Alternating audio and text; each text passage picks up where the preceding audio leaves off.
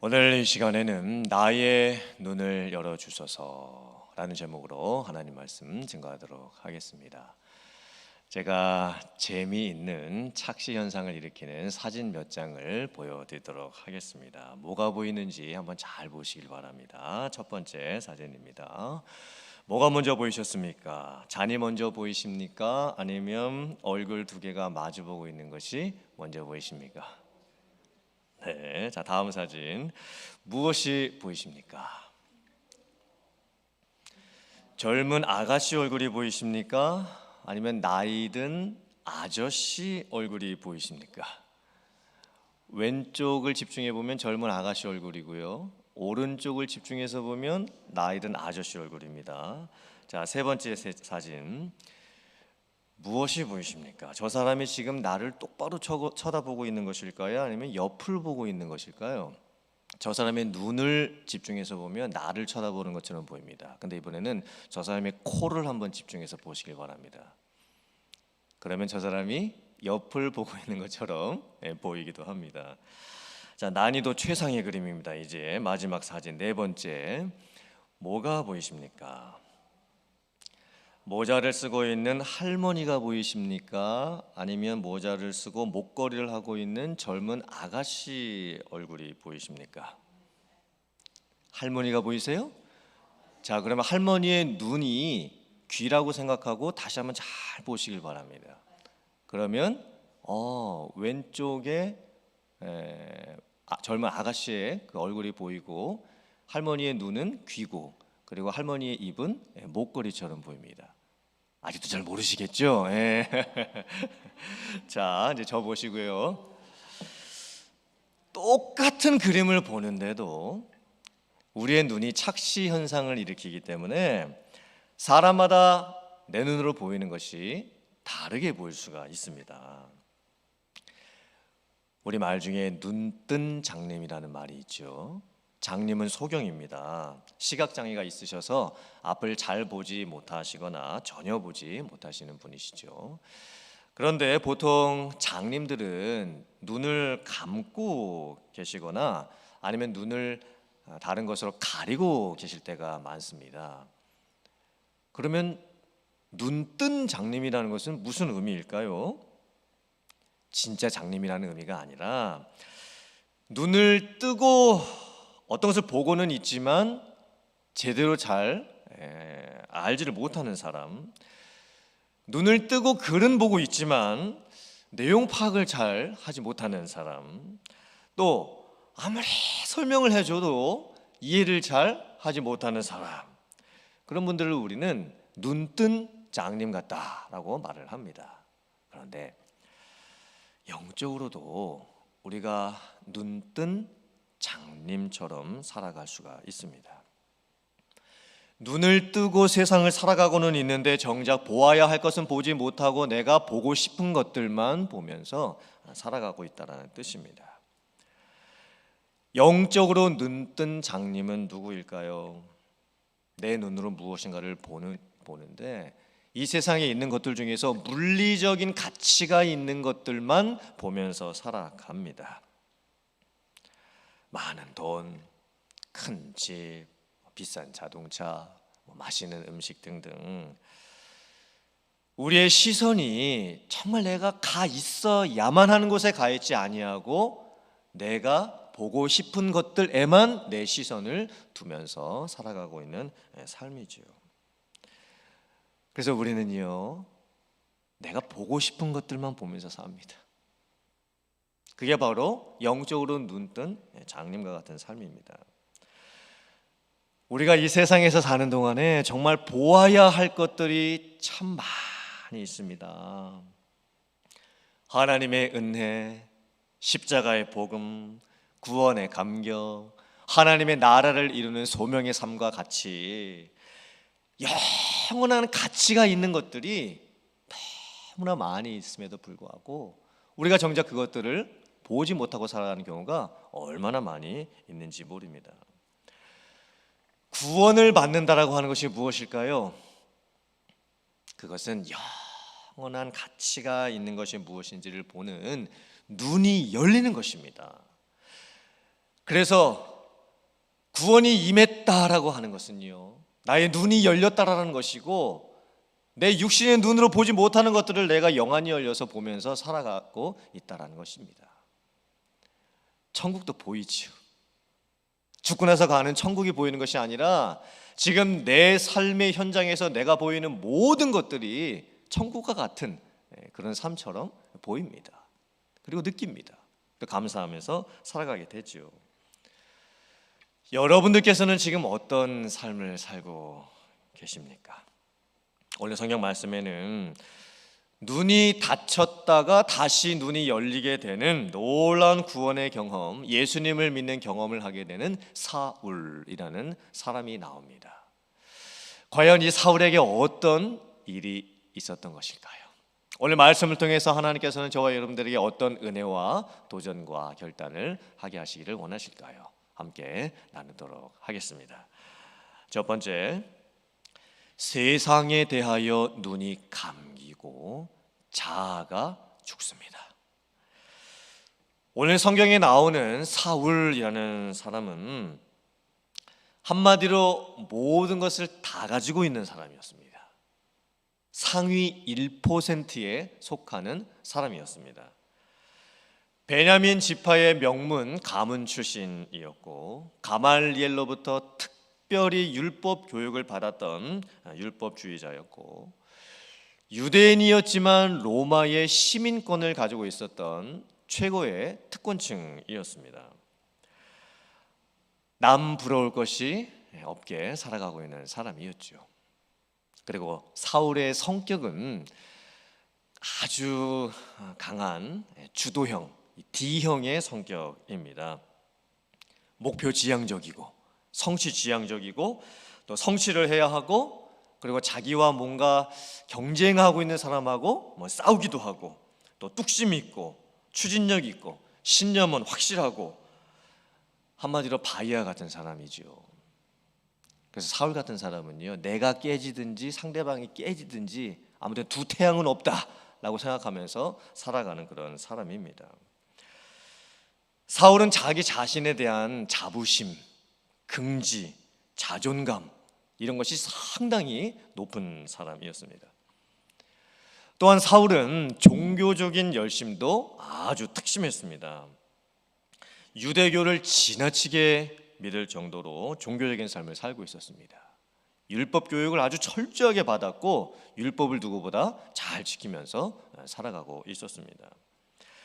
그래서 사울은 초대교회 당시에 복음이 전해지면서 예수님을 믿고 교회가 생겨나는 것을 너무나 싫어했습니다.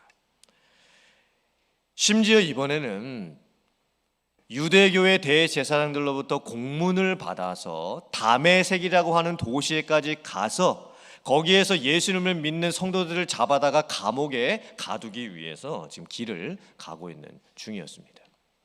그런데 그 다메섹으로 가는 길 도중에 사울에게 엄청난 초자연적인 현상이 일어나게 됩니다.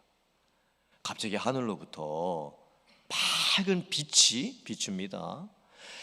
그리고 부활하신 예수님께서 직접 나타나셔서 사울에게 말씀을 하십니다. 사울아, 사울아, 내가 어찌하여 나를 핍박하느냐. 사울이 깜짝 놀라겠죠. 이런 초자연적인 현상이 도대체 어떻게 일어나며, 이런 강한 밝은 빛이 어떻게 내 눈에 비치고 또 어디에서 들리는지 모르는 그런 말이 내 귀에 들리는지 아마 너무나 깜짝 놀랐을 겁니다. 사울이 대답하죠. 주여, 니시 오니이까. 부활하신 예수님께서 말씀하십니다. 나는 네가 핍박하는 예수라. 이제 너는 일어나 시내로 들어가라. 네가 앞으로 무엇을 해야 할 것인지에 대해서 너에게 가르쳐 줄 사람을 네가 만나게 될 것이다. 그리고 나서 사울이 일어나서 눈을 떴는데, 눈은 떴지만 아무것도 앞에 보이지가 않습니다. 사람도 못 알아보고 사물도 분간을 하지를 못하고 방향도 알 수가 없고 걸어갈 수도 지금 없는 상황이 되어버립니다. 그래서 다른 사람들이 사울을 데리고 다메섹까지 가게 되죠.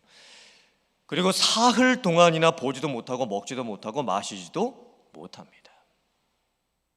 그렇다면 하나님께서 왜 사울을 이런 방법으로 구원을 하실까요?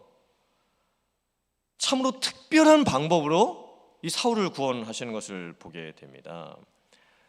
하나님께서 아주 강한 한 방의 은혜의 충격을 사울에게 가하십니다.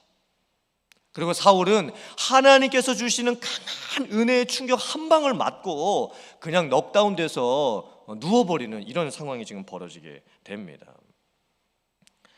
3일 동안을 보지도 못했고 먹지도 못했고 마시지도 못했다는 것은 사울이 받은 충격이 엄청났다는 뜻입니다. 너무나 큰 충격을 받은 것입니다. 그렇다면 하나님이 왜 다른 사람 성경을 보면 이런 방법으로 예수님을 만나고 구원을 받게 되는 사람은 별로 없습니다. 어쩌면 사울 한 사람이 유일할지도 모릅니다. 그러면 왜 하나님께서는 사울을 이렇게 독특한 방법으로 예수님을 만나게 하시고 구원을 받게 하셨던 것일까요? 사울이 자기가 다메섹 도상에서 부활하신 예수님을 환상 중에 만나고 특별한 경험을 했던 것을 나중에 이제 전도하면서 여러 번 간증을 하게 됩니다. 그때 사울이 뭐라고 고백을 했냐면 이렇게 고백을 했습니다. 사도행전 26장 14절 말씀 같이 봉독해 보겠습니다. 시작. 우리가 다 땅에 엎드러짐에 내가 소리를 들으니 히브리 말로 이르되 사울아 사울아 내가 어찌하여 나를 박해하느냐 가시채를 뒷발질하기가 네게 고생이니라. 이게 무슨 뜻일까요? 가시채를 뒷발질하고 있는 네 모습이 너에게 고생이 될 뿐이다. 이 가시채는 채찍입니다. 그런데 그 채찍 끝에 아주 날카로운 금속 조각이 달려 있습니다.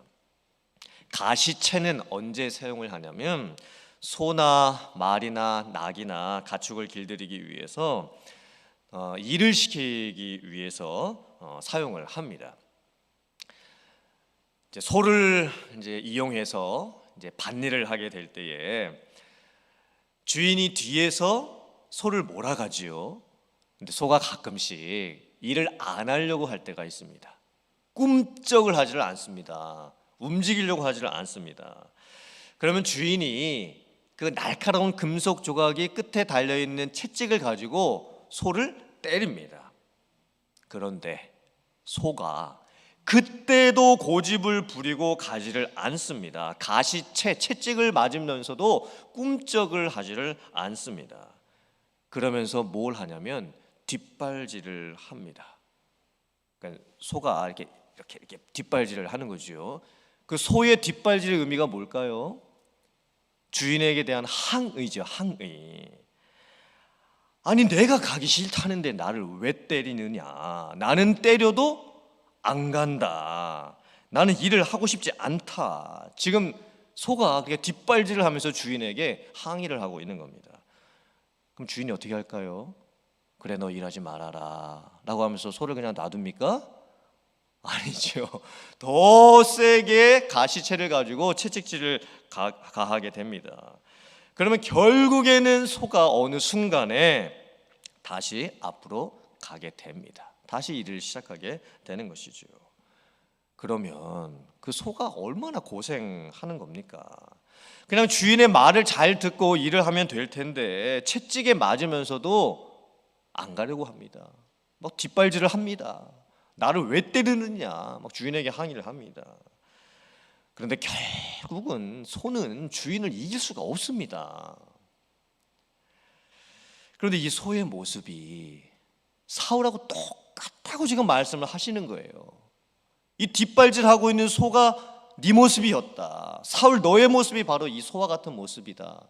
지금 그렇게 하나님께서 말씀을 하고 계시는 겁니다.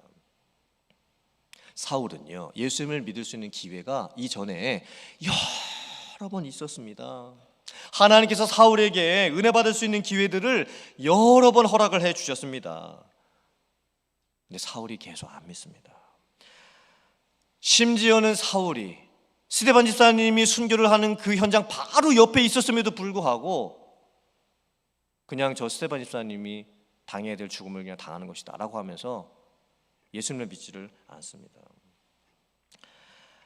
하나님께서 은혜를 주시는데도 사울은 계속 거부를 하지요. 하나님께서 이제는 해도 아니 되니까 하나님께서 사울에게 강한 큰 은혜의 충격을 주십니다. 눈이 안 보이게 하시는 것이요. 3일 동안 먹지도 못하게 하시고 마시지도 못하게 만들어 버리십니다. 사울 스스로가 아무것도 할 수 없게끔 만들어 보이시는 거예요. 사울이 그 3일 동안 눈은 떴는데 아무것도 안 보이죠. 먹지도 못하겠죠. 마시지도 못하겠죠. 자지도 못하겠죠. 그때 사울이 할 수 있었던 것은 기도밖에 없었습니다. 그 3일의 기도 시간이 사울에게 의미했던 것이 무엇이었을까요? 세상에 대하여 눈이 감기고 내 자아가 꺾이고 죽는 시간입니다. 사울이 돌아봤겠죠. 내가 지금까지 내 인생을 뭐를 하면서 살았던 것일까? 정말 내가 지금까지 살았던 나의 삶이 제대로 살고 있는 것일까? 그리고 내가 지금 당하고 있는 이 일은 도대체 무엇이란 말인가? 어떻게 그런 놀라운 체험을 내가 하게 되었고, 부활하신 예수님의 음성을 내가 듣게 되었고, 내가 눈은 떴지만 앞도 보지 못하고 있고, 먹지도 못하겠고, 마시지도 못하겠고, 잠도 자지 못하는 이런 상황을 내가 도대체 왜 당하고 있는 것일까? 도대체 그 예수님이라는 분은 누구실까? 내가 그토록 싫어했고 그토록 미워했고 예수님을 믿는 사람도 내가 잡아서 옥에 가두려고 했는데 그 예수님이 나에게 나타나시다니 도대체 이게 무슨 일이란 말인가? 그리고 하나님이 나에게 손을 대시니 내가 할 수 있는 것이 정말 아무것도 없구나. 내가 강한 사람이라고 생각을 했고 내가 모든 것을 할 수 있는 자신만만한 그런 삶을 살고 있었는데 나도 어쩔 수 없는 연약한 한 인간일 뿐이구나. 사울이 그 3일의 기도 시간에 이것을 깨달았습니다. 세상에 대해서는 눈이 감기게 되고 내 자아를 보면서 내 자아가 꺾이고 죽는 경험을 하게 되는 것이죠. 그리고 깊은 그 은혜를 체험하게 됩니다. 그리고 사울이 이제 나중에 이렇게 고백을 하죠. 빌립보서 1장 20절부터 21절 말씀 같이 봉독합니다. 시작. 나의 간절한 기대와 소망을 따라 아무 일에든지 부끄러워하지 아니하고 지금도 전과 같이 온전히 담대하여 살든지 죽든지 내 몸에서 그리스도가 존귀하게 되게 하려 하나니 이는 내게 사는 것이 그리스도니 죽는 것도 유익함이라. 아멘. 사울이 진짜 예수님을 인격적으로 만나고 나서 이렇게 고백을 합니다. 내가 살든지 죽든지 나는 아무 상관없다. 내 안에 지금 예수님이 살고 계신다. 나는 과거에 텅 빈 그런 인생으로 살았는데 이제는 예수님으로 충만한 삶을 나는 지금 살고 있다. 내 삶에 무슨 일이 일어나도 나는 괜찮다. 설령 죽는 날이 온다 할지라도 그 죽음까지도 나에게는 소망이 될 것이다. 나는 이제 예수님을 위해서 산다. 살든지 죽든지 내 몸에서 내 삶에서 예수님이 높임을 받으시는 삶, 그게 내가 삶을 살아가는 이유고 목적이다. 지금 사울이 고백을 하고 있습니다. 사랑하는 성도님들, 이 사울의 모습을 보면요, 어쩌면 이 사울의 모습이 우리들의 모습하고도 똑같을 수 있습니다. 하나님께서 나에게 은혜를 주시는데도 내가 그 은혜를 잘 깨닫지 못할 때가 있습니다. 그리고 내가 하나님을 이길 수가 없습니다. 그런데 하나님께서 내게 주시는 은혜마저도 내가 모른 척하고 그냥 내가 도망가서 하나님이 없는 곳으로 피해서 내 마음대로 살고 싶은 그런 마음으로 살아갈 때가 우리에게도 있을 수가 있습니다. 은혜를 은혜로 알지 못하고 살아가는 인생만큼 불쌍한 인생이 어디에 있겠습니까? 우리가 그런 인생이 되면 안 됩니다. 사랑하는 성도님들, 은혜를 은혜로 알고 깨닫고 체험하며 살아가는 여러분들 되시기를 주님의 이름으로 축원합니다. 세상에 대해서는 눈이 감기고 자아가 죽는 경험이 이 시간 말씀의 역사를 통해서 예배 현장 가운데에서 일어날 수 있기를 주님의 이름으로 축원합니다. 그리고 내 안에 예수님이 살아계심을 고백을 하고 내 삶으로 그 예수님을 높이기 위한 삶을 살아가는 여러분들 다 되실 수 있기를 주님의 이름으로 축원합니다. 아멘. 두 번째, 구원에 대하여 눈이 뜨이고 나의 영이 사는 역사입니다. 사울이 3일 동안이나 눈 뜨고도 보지 못하고 먹지도 못하고 마시지도 못하고 있을 때 하나님께서 사울에게 어떻게 해주실까요? 하나님께서 아나니아라고 하는 사람을 보내셔서 사울에게 안수하게 하심으로 이 사울이 완전히 회복되는 역사가 일어나게 해주십니다. 사도행전 9장 17절부터 19절 말씀 같이 봉독해 보겠습니다. 시작. 아나니아가 떠나 그 집에 들어가서 그에게 안수하여 이르되 형제 사울아 주 곧 네가 오는 길에서 나타나셨던 예수께서 나를 보내어 너로 다시 보게 하시고 성령으로 충만하게 하신다 하니 즉시 사울의 눈에서 비늘 같은 것이 벗어져 다시 보게 된지라. 일어나 세례를 받고 음식을 먹음에 강건하여 지니라. 사울이 다메섹에 있는 제자들과 함께 며칠 있을세. 사울이 부활하신 예수님을 만나고 믿고 구원받게 되는 역사도 참 독특했지만 큰 강한 은혜의 충격을 한 방 받고 이제 3일 동안 아무것도 하지 못한 상황이 되는 것도 독특했지만 사울이 안수기도를 받고 난 후에 모든 것이 한 번에 다 회복되는 것도 참 독특합니다. 먼저는 안수기도를 받고 이 눈에서 비늘 같은 것이 벗어져서 즉시로 보게 되죠. 그리고 바로 그 자리에서 세례를 받습니다. 공식적으로 내가 예수님을 믿는다라고 하는 고백을 이제 공개적으로 하는 것이죠. 그리고 곧 음식을 바로 먹고 몸까지도 회복이 됩니다. 그리고 성령으로 충만함을 받습니다. 영적인 충만함까지 받지요.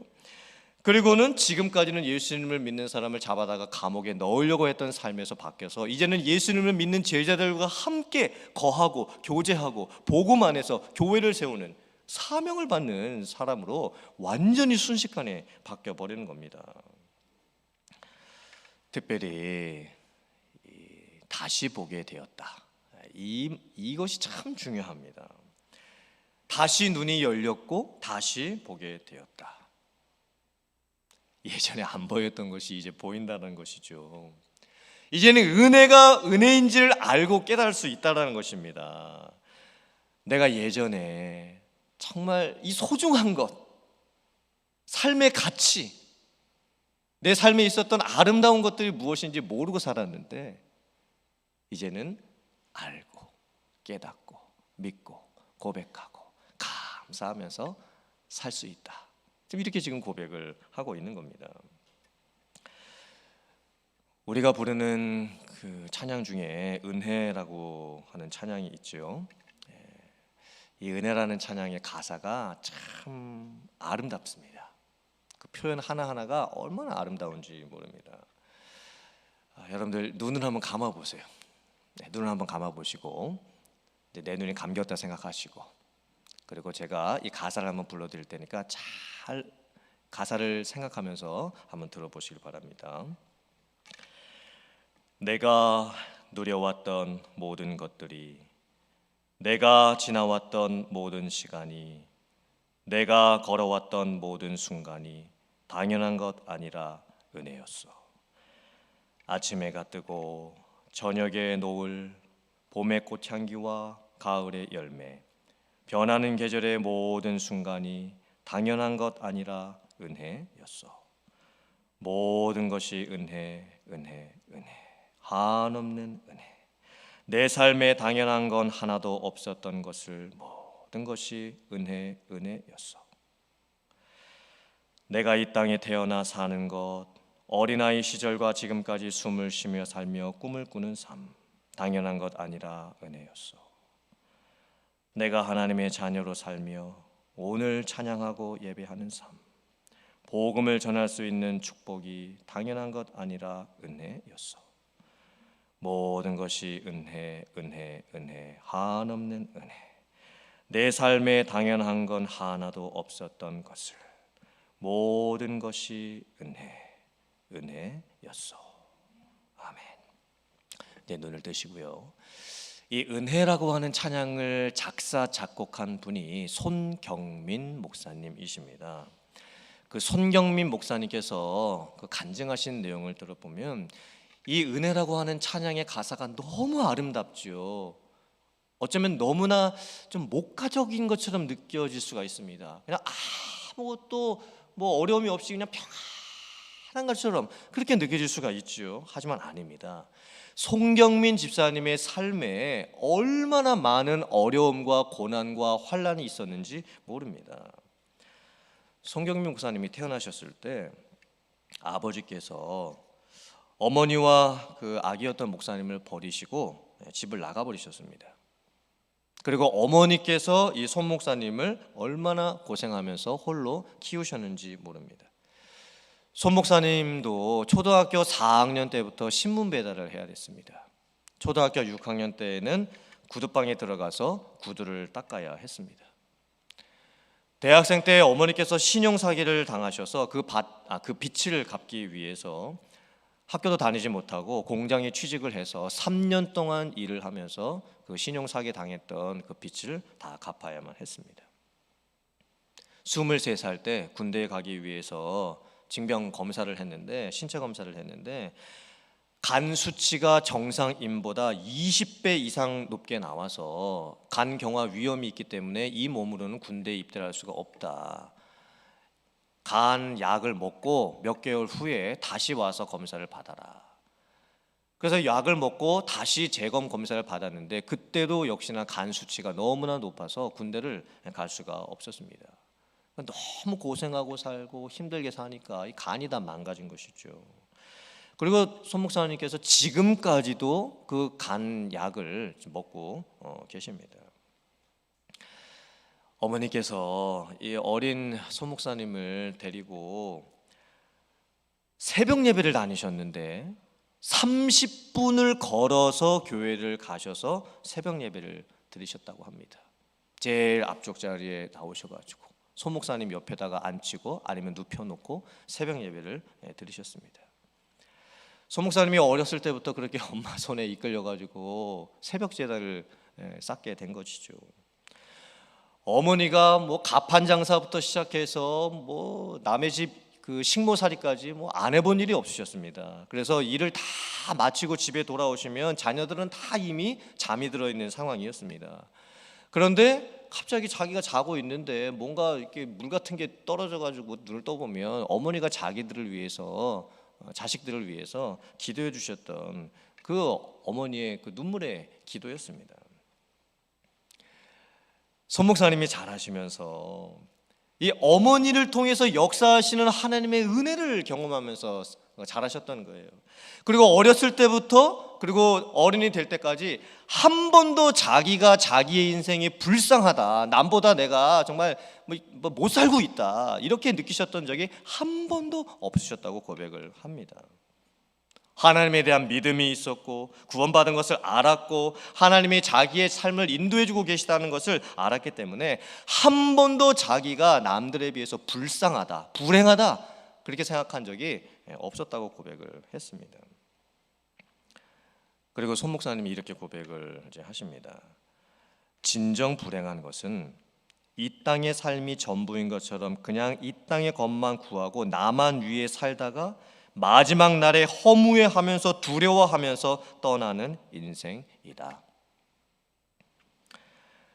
우리는 하나님께서 함께 하시기 때문에 어떤 상황 가운데에도 행복을 빼앗기지 않을 뿐더러 나는 여전히 행복한 사람인 줄 믿는다. 이 믿음이 있었기 때문에 송경민 목사님께서 작사 작곡하셨을 때 그런 가사가 나올 수가 있었던 겁니다.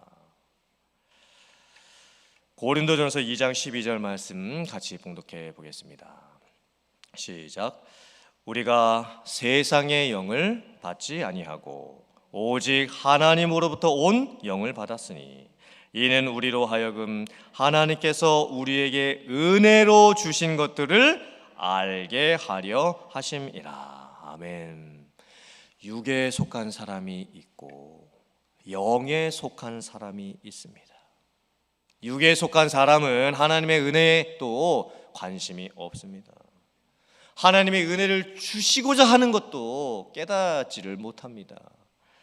먹고 마시고 즐기는 일들, 이 세상 일에만 관심이 있죠. 어떻게 하면은 잘 살 수 있을까? 어떻게 하면은 더 편하게 살 수가 있을까? 그런 것에만 관심이 있습니다. 영에 속한 사람이 되어야 합니다. 하나님께서 우리에게 은혜를 주시기를 원하시고 우리의 삶에 들어오시기 위해서 지금 내 마음의 문을 노크하고 계십니다. 그때 우리의 영적인 눈이 띄어지고 그 영안이 열려져서 하나님의 은혜가 무엇인지를 깨닫는 역사가 여러분들에게 있을 수 있기를 주님의 이름으로 축원합니다. 언제까지 옛적 나의 닫혀진 그런 눈 안에서 하나님이 내게 주신 은혜조차도 깨닫지 못하는 그런 삶을 사시려고 하십니까? 은혜의 맛을 알고 깨닫고 누리실 수 있는 여러분들 되시기를 주님의 이름으로 축원합니다. 나의 눈을 열어주소서. 나의 눈을 열어주소서. 이 기도가 진정 저와 여러분들에게 기도가 되어야 될 줄 믿습니다. 이제부터 은혜를 은혜로 알고 고백할 수 있는 삶, 나에게 이루어진 이 구원의 감격이 얼마나 놀라운 것인지 간증하며 살아갈 수 있는 삶. 그래서 새로운 가치를 보고 나의 시선을 주님께 고정하고 살아갈 수 있는 여러분들 다 되실 수 있기를 주님의 이름으로 축원합니다. 아멘.